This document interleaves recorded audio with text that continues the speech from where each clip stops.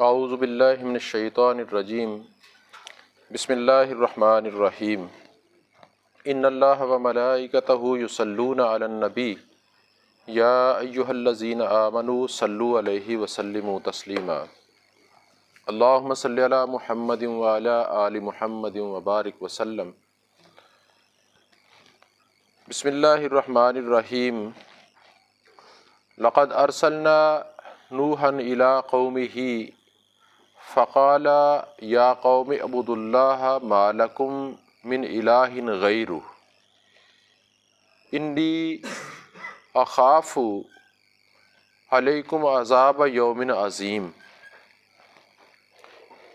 سورۃ الاعراف کی آیت نمبر 59 ہم نے پڑھی۔ اس میں ارشاد خداوندی ہے، بے شک ہم نے بھیجا نوح علیہ السلام کو ان کی قوم کی طرف، تو انہوں نے کہا اے میری قوم عبادت کرو اللہ کی، نہیں ہے تمہارا کوئی معبود اللہ کے سوا، بے شک میں ڈرتا ہوں کہ تم پر بڑے دن کا عذاب نہ آ جائے۔ گزشتہ آیات میں ہم نے مرنے کے بعد جزا و سزا کا جو ارشادات تھے خالق کائنات نے ارشاد فرمائے تھے ان کو پڑھا، اور اب اس آیت کے اندر اللہ کریم حضرت نوح علیہ السلام اور ان کی قوم کا تذکرہ فرما رہے ہیں۔ چند جلیل القدر انبیاء علیہم السلام جو مکہ اور عرب میں مشہور تھے، اب ان کا تذکرہ اور ان کی قوم نے ان سے جو سلوک روا رکھا اس کا بیان شروع ہو رہا ہے، تاکہ یہ حقیقت واضح ہو جائے کہ رب کریم جس طرح انسان کی حیات ظاہری کی بقا اور اس کی توانائیوں کی نشو و نما کے لیے ہر ضرورت کے وقت بارش نازل فرماتا ہے اور اس سے ہر چیز اپنی استعداد کے مطابق استفادہ کرتی ہے، اسی طرح انسان کی روحانی زندگی کے لیے بھی رسالت کا ابر رحمت بارہا امڈ کر آیا۔ گزشتہ آیات میں ہم نے پڑھا نا کہ جب بارش ہوتی ہے تو بارش ہونے سے کس طرح سے اللہ تبارک و تعالیٰ کی رحمت سے سرسبز و شاداب کھیت باغات استفادہ حاصل کرتے ہیں، اور وہی رحمت جب ویران جگہوں پہ ہوتی ہے تو وہاں ویران جگہوں پہ وہ زحمت کی صورت میں نظر آتی ہے، کہیں تعفن پھیلتا ہے، کہیں بدبو پھیلتی ہے، کہیں سے جھاڑ پھوس جو ہے وہ اگتا ہے، تو یہ اللہ کی رحمت میں کوئی فرق نہیں ہے۔ دوسری رحمت جو مالک کریم نے انسان کو ایک روحانی زندگی عطا فرمائی، اس کے لیے فرمایا کہ اس کے لیے انبیاء علیہم السلام تشریف لائے اور انہوں نے حضرت انسان کی روحانی تربیت فرمائی۔ تو یہاں کیا فرمایا جا رہا ہے کہ اسی طرح انسان کی روحانی زندگی کے لیے بھی رسالت کا ایک ابر رحمت بارہا امڈ کر آیا، اس سے ہدایت ربانی کی بارشیں برسیں اور نیک فطرت لوگ اس سے مستفید ہوئے، اور بد فطرت لوگ انبیاء کی مخالفت اور عداوت پر اتر آئے، اور اس طرح کی حجت بازیوں کے باعث اس نعمت سے اپنے آپ کو محروم کر دیا، نیز اس سے اپنے محبوب کریم صلی اللہ تعالیٰ علیہ وآلہ وسلم کی دلجوئی فرمائی جا رہی ہے کہ اے پیارے حبیب صلی اللہ تعالیٰ علیہ وآلہ وسلم، مکہ اہل مکہ کی ایذا رسانی اور بے التفاتی اور اعتراض ذات سے غمزدہ نہ ہوں، یعنی جو ناروا سلوک اہل مکہ آپ کی ذات اقدس اور آپ کے ماننے والوں کے ساتھ کر رہے ہیں ان سے آپ غمزدہ نہ ہوں۔ آپ سے پہلے بھی ہمارے انبیاء علیہم السلام کے ساتھ ان کی قوموں نے ایسا ہی سلوک کیا، لیکن وہ ان کی ستم کیشیوں کے باوجود کلمہ حق کہتے رہے۔ اسی طرح آپ بھی اپنی تبلیغی سرگرمیاں تیز سے تیز کر دیجیے۔ تورات کے بیان کے مطابق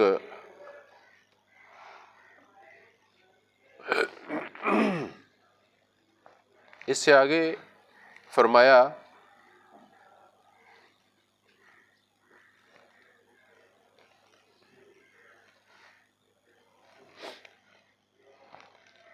لقد ارسلنا نوحا الی قومہ، بے شک ہم نے بھیجا نوح علیہ السلام کو ان کی قوم کی طرف۔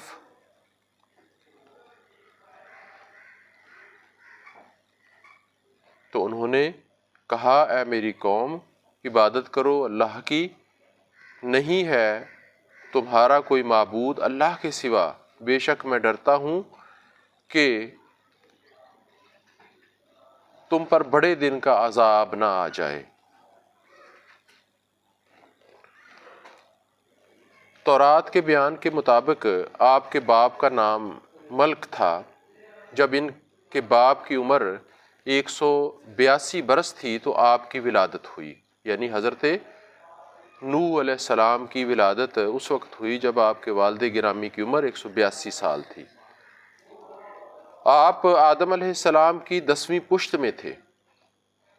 اسی کتاب کے 6 باب میں حضرت نوح علیہ السلام کے متعلق مرقوم ہے، نوح مرد راست باز اور اپنے زمانہ کے لوگوں میں بے عیب تھا۔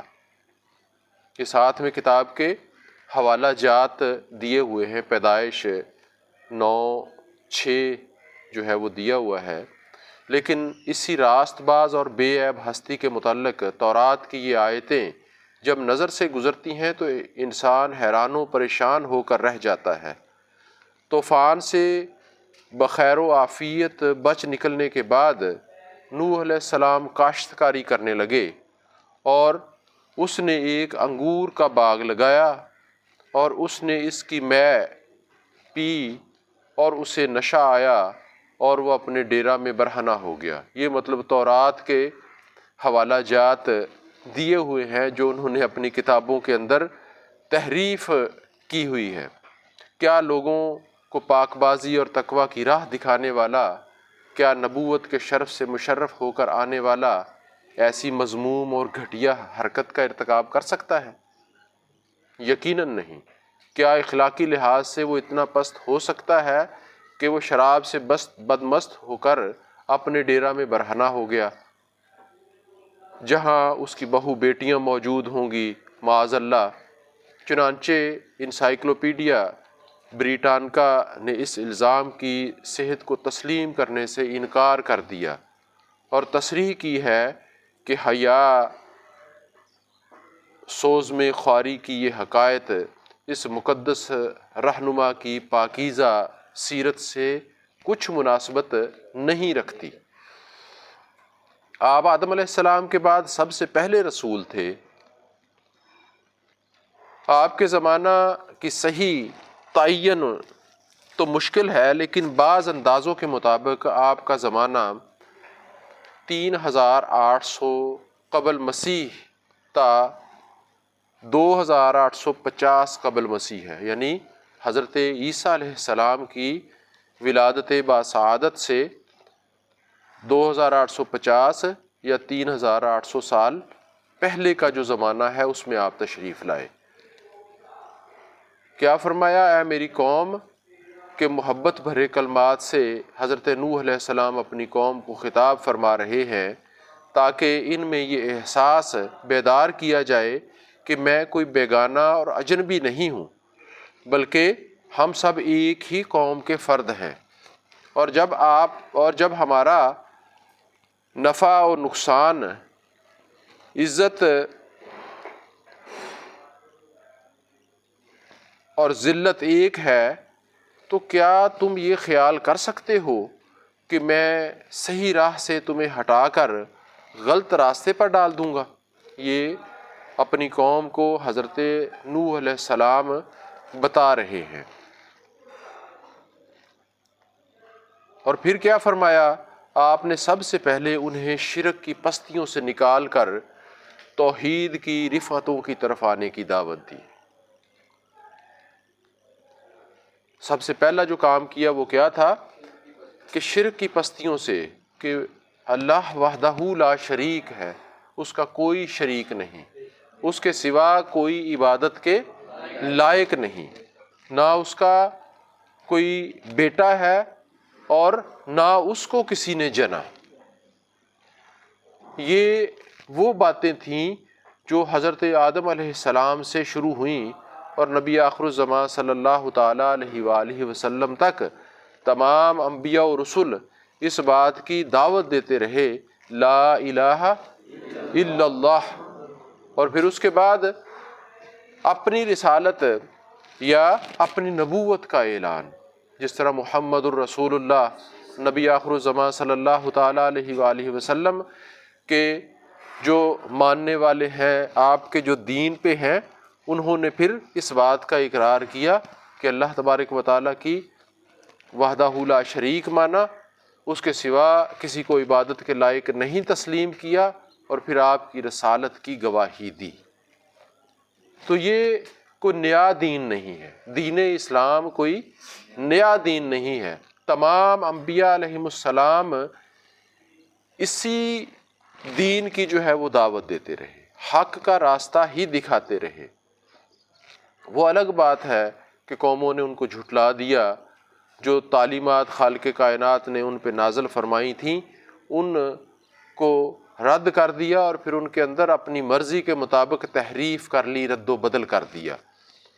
آپ نے سب سے پہلے انہیں شرک کی پستیوں سے نکل کر توحید کی رفعتوں کی طرف آنے کی دعوت دی، اور انہیں بتایا کہ اس ذات پاک کے بغیر کوئی معبود نہیں، نوری و ناری، آبی و خاکی سب اس کی مخلوق ہیں، اور اس کے حکم کے سامنے سرفگندہ ہیں، یعنی سر جھکائے ہوئے ہیں۔ جب اس کے بغیر اور کوئی خدا نہیں تو اس کے علاوہ اور کسی کی عبادت کی جائے تو آخر کیوں؟ یہ سبق، یہ درس جو ہے تمام انبیاء علیہ السلام نے اپنی اقوام کو دیا، اور حضرت نوح علیہ السلام نے بھی یہی سبق دیا۔ اور پھر اس کے بعد کیا ہوا؟ پہلے تو عقل سلیم کو مخاطب فرمایا، اب ذرا دھمکی بھی دے دی، ڈرا بھی دیا، دھمکا بھی دیا کہ اگر تم شرک سے باز نہ آئے تو یہ نہ سمجھ لینا کہ یہ کوئی معمولی سی بات ہے، اس کے متعلق کوئی باز پرس نہیں ہوگی، بلکہ کان کھول کر سن لو، عذاب شدید کی چکی میں پیس کر رکھ دیے جاؤ گے۔ یوم عظیم سے مراد یا تو قیامت کا دن ہے یا اس تباہ کن سیلاب کے آنے کا دن ہے جس نے ان کو صفحہ ہستی سے حرف غلط کی طرح مٹا کر رکھ دیا۔ حضرت نوح علیہ السلام کی قوم پہ پانی کا عذاب آیا، سیلاب، زمین نے بھی پانی اگل دیا اور آسمان سے بھی پانی برسا، اور اس سے کیا ہوا؟ ساری قوم جو تھی وہ تباہ و برباد ہو گئی، سوائے ان لوگوں کے یا ان جانوروں کے جو حضرت نوح علیہ السلام کے ساتھ تھے، باقی سارے نیست و نابود ہو گئے۔ اس سے آگے فرمایا، قال الملأ من قومہ انا لنراک فی ضلال مبین، ان کی قوم کے سرداروں نے کہا، اے نوح ہم دیکھتے ہیں تمہیں کھلی گمراہی میں۔ اب دیکھیں قوم کا حال، دیکھیں قوم کے رؤسا اور سرداروں کو ملا کہتے ہیں، کیونکہ ان کا زرق برق لباس اور ظاہری آن بان اور شان و شوکت آنکھوں کو پر کر دیتی ہے۔ جب حضرت نوح علیہ السلام نے اپنی قوم کو توحید کی دعوت دی تو بجائے اس کے کہ آپ کی قوم کا سر برآوردہ طبقہ، یعنی کہ جو سربراہ طبقہ تھا، آپ کی دعوت میں سنجیدگی سے غور و فکر کر کے اسے قبول کرتا، الٹا وہ بگڑ گیا۔ گویا نوح علیہ السلام نے یہ کہہ کر ان کی سیادت کو چیلنج کر دیا ہے کہ وہ ان کی جو سرداری ہے وہ لوگ ان کے پیروکار بنے ہوئے تھے، اور حضرت نوح علیہ السلام نے اللہ کی عبادت کا حکم دے دیا تو انہوں نے یہ سمجھا کہ حضرت نوح علیہ السلام نے اللہ کی وحدانیت کا اعلان نہیں کیا بلکہ ہماری سرداریوں کو چیلنج کر دیا ہے اور ان کے احساس نخوت کو ٹھیس لگا دی ہے۔ انہوں نے جھٹ حضرت نوح علیہ السلام پر الزام لگا دیا کہ نوح بھٹک گیا ہے، نعوذ باللہ من ذالک فاستغفر اللہ، اور سیدھی راہ چھوڑ کر غلط راستہ پر چل نکلا ہے۔ آج بھی اگر ہم دیکھیں کوئی بندہ راہ راست پہ چل رہا ہو یا راہ راست پہ چلنے کی تلقین کرے تو لوگ اس کے متعلق اسی طرح کی بد زبانیاں کرتے ہیں، اسی طرح کی باتیں کرتے ہیں کہ آج تو جدت کا دور ہے، ترقی کا دور ہے، زمانہ کہاں پہنچ گیا، اور یہ ابھی نعوذ باللہ 1400 سال پرانی باتیں کر رہا ہے۔ مطلب یہ وہ باتیں جو ہیں جو حضرت نوح علیہ السلام کی قوم کے سرداروں کے اندر تھی وہ ختم نہیں ہوئیں۔ اصل میں یہ کردار ہے، یہ لوگ نہیں تھے بلکہ کریکٹر تھے جو قیامت تک جاری رہیں گے۔ جس طرح سے یزیدیت ایک کردار ہے، یزید کسی فرد کا نام نہیں تھا بلکہ ایک کردار تھا جس کو ہمیشہ منفی نظر سے دیکھا جائے گا، جس کو ہمیشہ اسلام، نہ صرف اسلام کی دشمنی کے حوالے سے دیکھا جائے گا بلکہ اس کو حق اور عدالت کے منافی سمجھا جائے گا۔ یہاں اس کے بعد فرمایا قال یا قومی لیسا بی ضلالۃ ولکنی رسول من رب العالمین۔ حضرت نوح علیہ السلام نے کہا اے میری قوم، آپ نے کہا اے میری قوم، نہیں ہے مجھ میں ذرا گمراہی بلکہ میں تو رسول ہوں سارے جہانوں کے پروردگار کی طرف سے۔ حضرت نوح علیہ السلام نے کیا فرمایا کہ میرے اندر ذرا بھی گمراہی نہیں ہے بلکہ میں کیا ہوں، رب تمام جہانوں کے پالنے والا یا تمام جہانوں کا جو پروردگار ہے اس کی طرف سے تمہاری طرف اس کا رسول، یعنی کہ اس کا پیغام لانے والا، اس کا پیغام پہنچانے والا ہوں۔ یہ بہتان عظیم سن کر بھی پیغمبر کے جذبہ خیر خواہی میں فرق نہ آیا اور بڑی فراخ دلی سے ان کی غلط فہمی کو دور کرنے کی کوشش کی۔ فرمایا اے بھلے مانسو، میں جو کچھ کہہ رہا ہوں اپنے رب سے، اپنے دل سے گھڑ کر نہیں کہہ رہا بلکہ اللہ تعالیٰ نے جو حکم دیا ہے وہی پیغام جوں کا توں تمہیں پہنچا رہا ہوں۔ نیز اس دعوت کی تہ میں میری کوئی ذاتی غرض یا منفعت پنہا نہیں، منفعت یعنی کہ میرا کوئی منافع جو ہے وہ چھپا ہوا نہیں ہے، محض تمہاری خیر خواہی مطلوب ہے۔ تمہارا علم ادھورا اور ناتمام ہے کیونکہ اس کا ماخذ اندھی تقلید اور نفس پرستی ہے۔ فرمایا کہ تمہارے پاس جو علم ہے وہ ادھورا ہے اور مکمل نہیں ہے، کیونکہ اس کو اخذ کرنے والا، اخذ کس نے کیا؟ اندھی تقلید جو تمہارے باپ دادا کر رہے تھے، تم ان کے پیچھے چل رہے ہو اور پھر اپنے نفس کی مان رہے ہو۔ نفس پرستی کا مطلب کیا ہے کہ اپنے نفس کی مان رہے ہو، جو تمہارا دل چاہ رہا ہے وہی تم کر رہے ہو، جو تمہیں بھٹکا رہا ہے، گمراہی کی طرف لے کے جا رہا ہے۔ اور میرا علم کامل اور یقینی ہے، کیوں؟ مجھے یہ مالک کریم نے علم عطا فرمایا، اس کے اندر کوئی شک نہیں ہے، کیونکہ میرے علم کا سرچشمہ ذات باری ہے۔ اب تم خود فیصلہ کر لو کہ راہ راست سے کون بھٹکا ہوا ہے۔ اپنے مقام بلند کو کتنی وضاحت سے پیش فرمایا اور اپنی خیر خواہی اور خیر اندیشی کا انہیں یقین دلانے کی کتنی دل سوز کوشش کی۔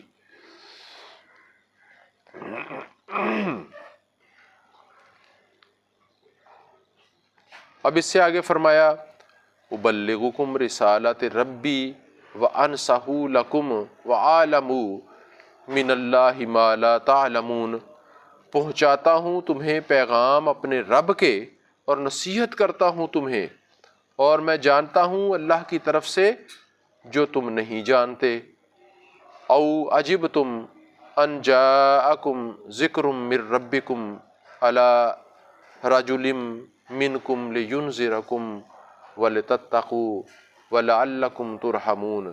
क्या तुम ताज्जुब करते हो इस पर कि आई तुम्हारे पास नसीहत तुम्हारे रब की तरफ से एक आदमी के ज़रिए जो तुम में से है, ताकि वो डराए तुम्हें ग़ज़ब इलाही से, और ताकि तुम परहेज़गार बन जाओ, और ताकि तुम पर रहम किया जाए।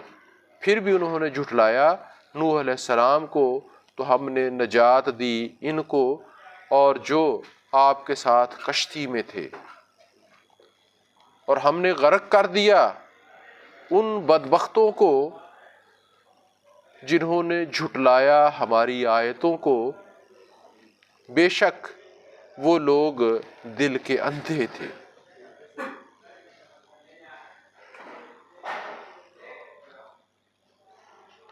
यहाँ उनके एक और शुबा का अजाला फरमाया।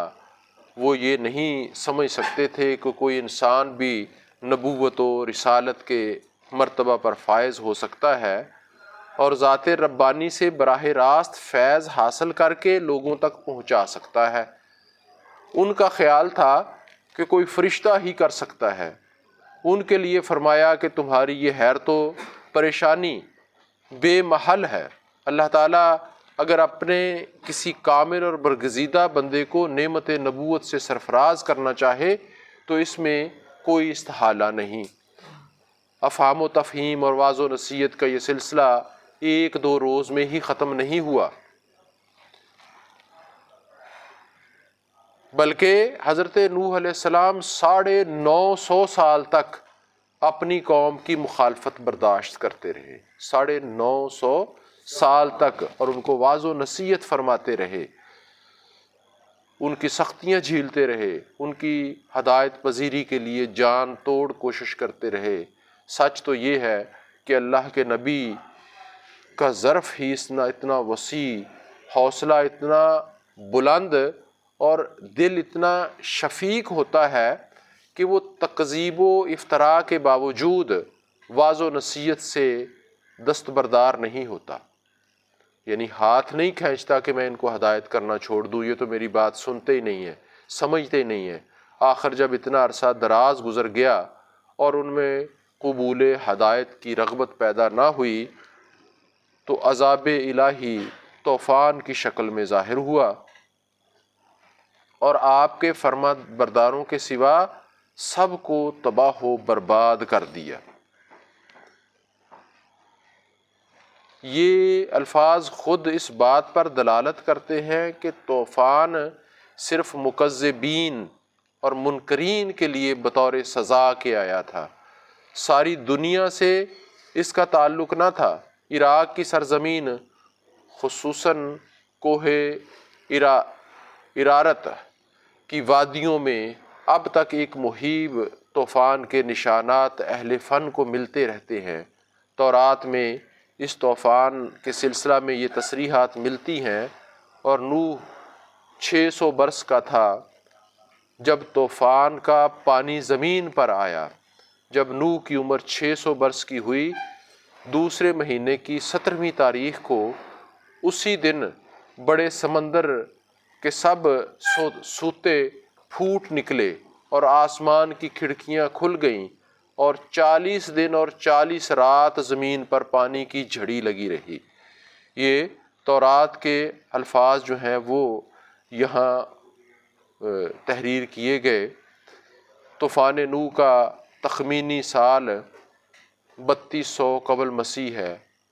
फिल फल्क के लफ्ज़ में ये धोखा ना हो कि ये कोई छोटी मोटी डूंगिया नाव थी। मुहक्किकीन असरियात का ख्याल है कि ये खासा बड़ा जहाज़ ऊपर नीचे 3 दर्जों का था। यानी कि हज़रत नूह अलैहिस्सलाम की जो कश्ती है उस हवाले से तौरात में लिखा है कि ये एक बड़ा जहाज़ था और उसके 3 दर्जे थे, यानी कि 3 मंजिला था। और उसकी पैमाइश तौरात में हसब झेल थी। इसकी लंबाई 300 हाथ और इसकी चौड़ाई 50 हाथ इसको कहते हैं। यहाँ से लेके और कोनी तक जो है हाथ, यूं कह लें कि तकरीबन 1.25 फुट का एक हाथ होता है। چوڑائی 50 ہاتھ اور اس کی اونچائی 30 ہاتھ۔ گویا اتنا بڑا مسافروں کا جہاز جو برطانیہ اور امریکہ کے درمیان عموماً چلتے ہیں۔ حسب روایت تورات یہ جہاز 150 دن یا 5 مہینے چلتا رہا۔